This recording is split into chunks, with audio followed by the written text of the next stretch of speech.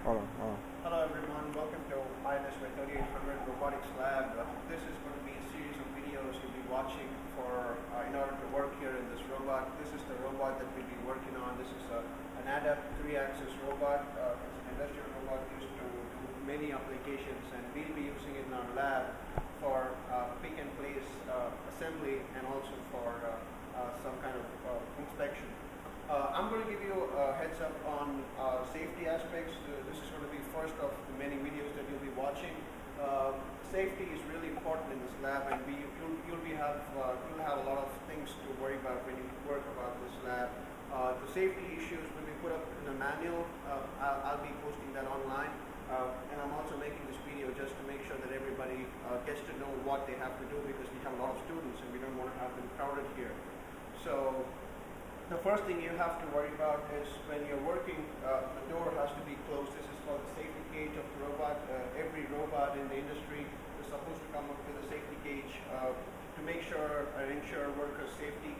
The thing you do is when you open this door, the robot stops. So just make sure that you open it whenever you need it, and you just don't do it just like that.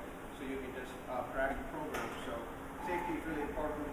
This lab has to be taken really seriously, and make sure that it's for your own good, that safety has to be followed.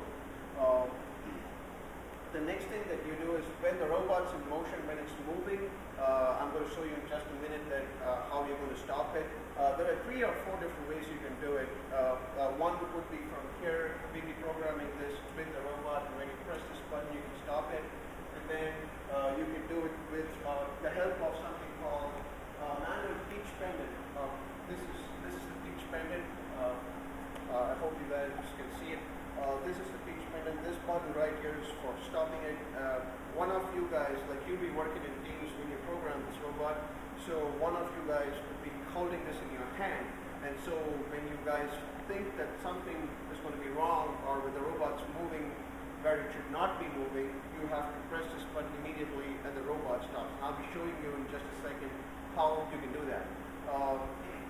Also, another way you can do it is through this button right here. This is called the CRT. This is from the robot controller, so you don't have to worry about this one. But this is something that you can really stop really quickly, and also you can do it through your programming. But I'll talk about it later. But that's not the really important and fast way to do it. This is the most efficient way to do it. So I'm going to run this robot now, and I'm going to stop it, and I just want to make sure that you guys watch it and get familiar. If you have to stop the robot, this is the best way to do it.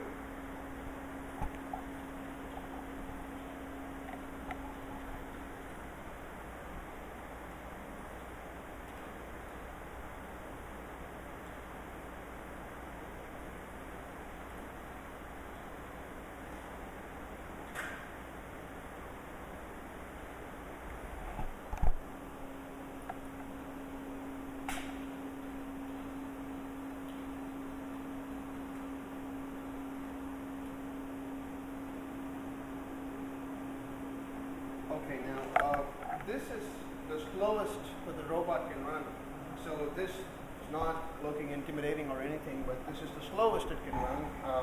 It can go even faster, and I'm going to show you like a little bit. I'm going to increase the speed and show you how faster it's going to move.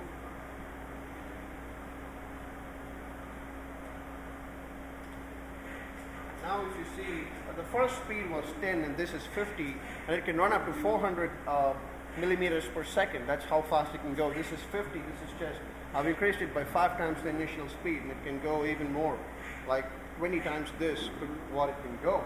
So that's why I'm emphasizing on safety, that it's really important that you guys have to make sure that you get the safety aspects of this lab, and that's the reason why I'm making this video.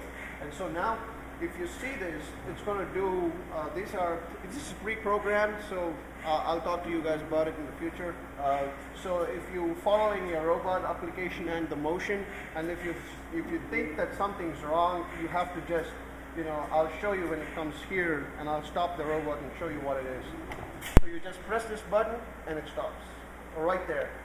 Just stops right there. So that's really, really important that you realize that if you've done something wrong, you have to hit the button as soon as you can, so that it never hits any of the other important parts that's associated with the cell. So just make sure that anything associated with the cell doesn't get hit, and you stop the robot where it's in some kind of an in-between motion where it's not going to hit anything. So that's really one of the things you have to do when you have to stop the robot. Just make sure you hit the button right at the center, and one of you guys in your teams, you can decide upon who it's going to be. It will be handling this in hand. So if something's wrong, he has to hit it. And you guys should be able to make sure that he does it at the right time to ensure you guys are safe. Because this is really powerful, and this robot can cause severe injuries. So that's one of the important things about the safety aspects of this lab, as I've been saying. So I hope you guys get what you're going to be into, and make sure that you follow this, and make sure that also you get to learn something from this if you are, really interested. So I hope that's about safety. I'll be making a manual. I'll be posting it online. You'll be able to get it, and you'll have a few pictures like pinch points and stuff where you really shouldn't be when the robot's running. So that'll actually give you a more better idea. So I hope this video really helped you get the safety aspects of this lab. And I'll be posting the other videos in the future, and this will be like a series of videos that will be posted for you guys to watch it.